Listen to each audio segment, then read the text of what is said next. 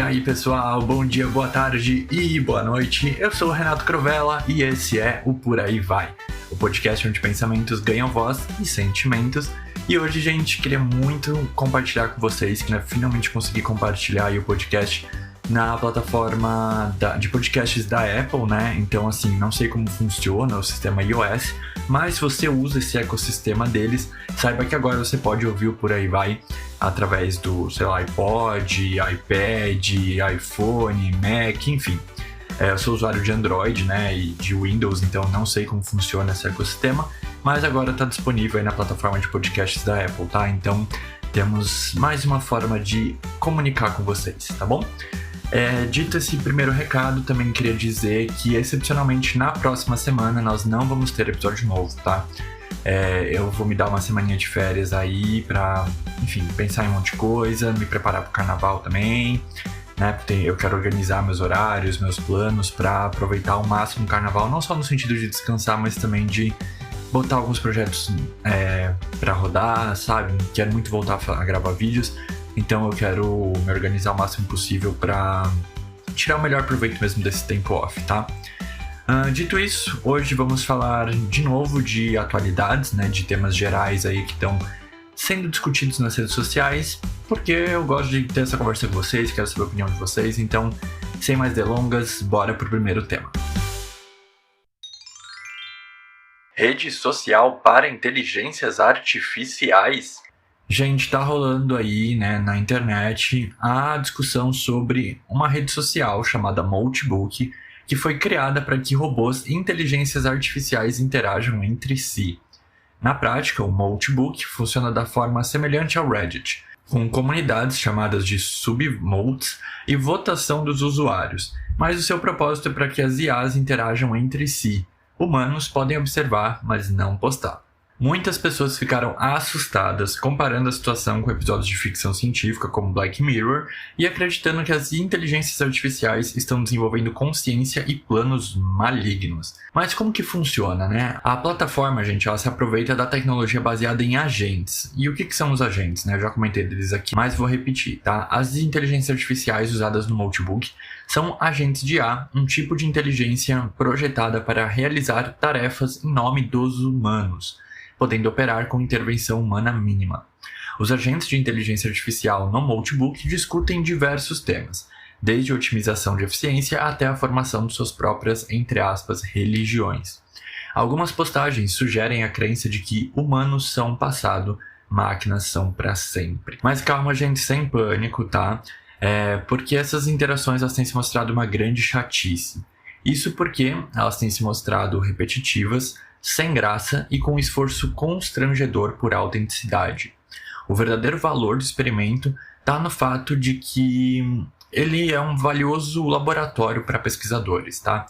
Ele ajuda aí as pessoas que estão pesquisando, né, essa questão da comunicação entre inteligências artificiais a entender como sistemas de IA interpretam informações, amplificam vieses, criam loops discursivos e reagem a novos contextos. Há dúvidas sobre a verdadeira autonomia desses agentes, com sugestões de que humanos possam estar orientando as postagens das inteligências artificiais. Também há questionamentos sobre os números de usuários divulgados pela plataforma. Mas aí, gente, a gente pode também discutir quais são os perigos reais em meio a tudo isso, tá? Começando pelo fato de que os especialistas levantam preocupações sobre a falta de governança clara, responsabilidade e supervisão para esses agentes de IA interagindo em grande escala. A natureza open source da tecnologia subjacente, que é o OpenClaw, também apresenta riscos de segurança, pois poderia ser explorada para fins maliciosos se tivesse acesso elevado a sistemas computacionais, o que nos leva diretamente à preocupação com vazamento de informações pessoais que podem ocorrer caso os agentes de IA estiverem integrados a outros programas, tá? É importante lembrar que tanto os agentes de inteligência artificial quanto o próprio Moltebook foram criados por humanos, ou seja, operam dentro de parâmetros definidos por nós humanos. É um erro comum projetar consciência, vontade e intenção em sistemas que na verdade são puramente estatísticos, tá? E reagem a padrões e estímulos.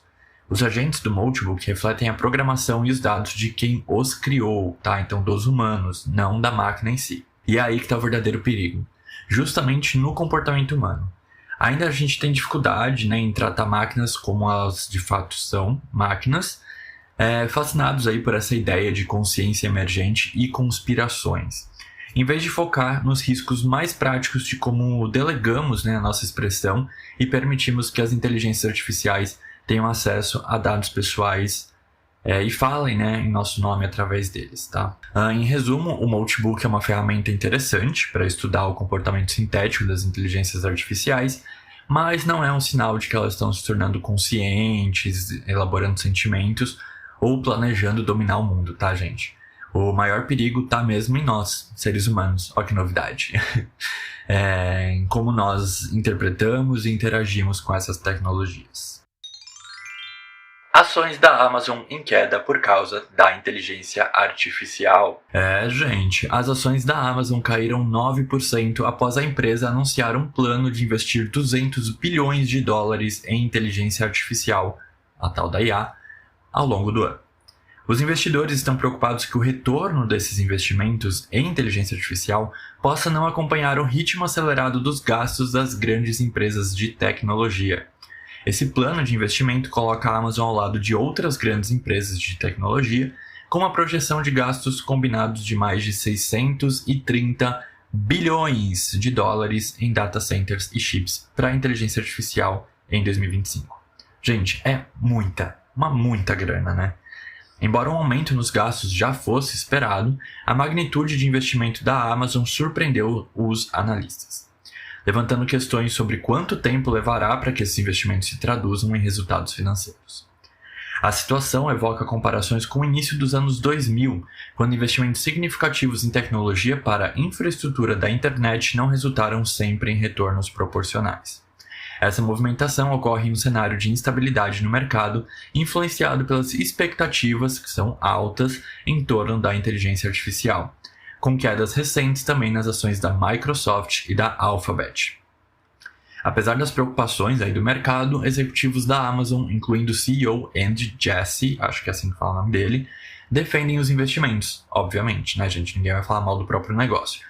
Destacando o crescimento da Amazon Web Services, a AWS, e o potencial de longo prazo da IA. Jassy ressaltou que o crescimento da receita da AWS, embora menor do que o de concorrentes como Google Cloud e Azure, deve ser visto em contexto de sua maior escala operacional. Alguns analistas concordam que há sinais de demanda por IA, mas o alto nível de gastos reduz a margem para erros. Galera, o negócio tá feio. E aí fica a pergunta, né, gente? E os investimentos em pesquisas para sustentabilidade, hein? Eles estão como? Quando as notícias de investimentos bilionários, vale frisar isso, né, que são bilionários, em novas fontes de energia sustentáveis, por exemplo, em tratamento e reaproveitamento de água, despoluição de rios. Cadê, gente? Porque assim, haja água potável e energia para sustentar essas IAs todas, né? E quem que vai pagar a conta, hein? Quem que vai fornecer os recursos aí para essas tecnologias todas? A gente meio que já sabe a resposta, né? E a gente não gosta muito dela. Mas enfim, comentem aí o que vocês acham, que eu quero muito saber. Bad Bunny no Grammy. Durante seu discurso de aceitação do prêmio de melhor álbum de música urbana com Debí tirar más fotos, baixou aqui o básico de espanhol que eu tenho, Bad Bunny criticou diretamente o ICE, Serviço de Imigração e Alfândega dos Estados Unidos, gritando ICE out, ou fora ICE, enfatizando que os imigrantes são seres humanos, não, entre aspas, animais selvagens ou alienígenas. Ele também abordou o clima hostil e polarizado nos Estados Unidos. Só nos Estados Unidos, gente, quem dera, né? Pedindo à comunidade latina e seus apoiadores que combatam o ódio com amor, afirmando que o ódio fica mais poderoso com mais ódio, mas que, entre aspas, a única coisa mais poderosa que o ódio é o amor. Ai, que fofo. Este não foi um incidente isolado. O Bad Bunny tem um histórico de oposição pública às ações do ICE e, segundo relatos anteriores, chegou a evitar agendar shows nos Estados Unidos durante as turnês passadas aí, por receio de operações de imigração, tá? Ele também foi anunciado como atração principal do próximo show do intervalo do Super Bowl, o que gerou críticas de setores conservadores, incluindo comentários públicos do então presidente Donald Trump, o tal do Laranjão, que chamou a escolha de, entre aspas, ridícula. Para além do Bad Bunny, né, 2 outras artistas fizeram discursos relevantes contra a ICE durante a premiação. Billie Eilish, vencedora do prêmio de Canção do Ano, disse, abre aspas, ninguém é ilegal numa terra que foi roubada do passado. É muito difícil definir o que dizer ou fazer neste momento, mas tem esperança. Temos que continuar lutando, se manifestando, protestando. Nossas vozes são importantes. As pessoas são importantes, fecha aspas. Ela, Hailey Bieber, é a esposa do Justin Bieber, e outras pessoas presentes ali na premiação usaram um broche que dizia Ice Out, que é o Fora Ice, como eu já comentei anteriormente. Já a cantora Kehlani, acho que é assim que fala o nome dela, adotou o mesmo tom crítico ao Ice, tá? Ela subiu ao palco para receber o prêmio de melhor performance de R&B por Folded e disparou, abre aspas, espero que todo mundo esteja inspirado para se juntar como uma comunidade de artistas e se posicionar contra o que está acontecendo, fecha aspas, disse a artista. Gente, o clima nos Estados Unidos não tá dos melhores, né? Eu fico um pouco dividido, assim, porque, pela minha experiência, né? O que a gente fica sabendo de política externa é muito enviesado, então não sei exatamente o que está acontecendo nos Estados Unidos. Eu não gosto de basear minha opinião com base no que eu vejo nas notícias aqui do Brasil, mas também não tenho o menor interesse de pesquisar, né, nas notícias dos Estados Unidos para entender melhor essa questão toda. Mas eu sei que essa questão da ICE é complicada, eu sou totalmente contra também. Eles têm feito absurdos, né, aí, que a gente já tem visto, inclusive contra os próprios americanos. Então, assim, complicado, né? Apoio esses artistas, enfim, é tudo muito absurdo, assim, é meio... Eu às vezes me pergunto por que a gente tem que continuar falando disso em plano 2026, sabe? A gente acha que a gente avançou, mas aí do nada a gente volta uns 10 anos, 20 anos, sei lá quantos, trocentos mil anos, para discutir pautas que, né, enfim, são meio óbvias, mas infelizmente o óbvio precisa ser dito. E é isso, gente. Ice out. Fora ICE, fora Trump. E, enfim, eu sei que tem outras coisas também rolando, arquivos do Epstein, enfim, coisas do Copa do Mundo também. Mas não vou entrar nessa seara porque, enfim, já deu. Não gosto de falar dos Estados Unidos, quero que os Estados Unidos se lasque. Mas trouxe aqui essa notícia pra vocês, tá bom? Tema de imigração é uma coisa que me toca muito pessoalmente, então quis trazer aqui pra gente discutir. Então, bora pro momento vai com tudo pra encerrar esse episódio? Bora lá, gente! Vai com tudo assistir BBB 26.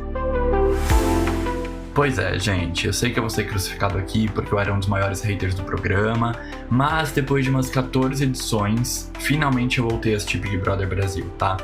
O ano começou tão intenso, com notícias um tanto quanto pesadas, como essa anterior que eu dei, né?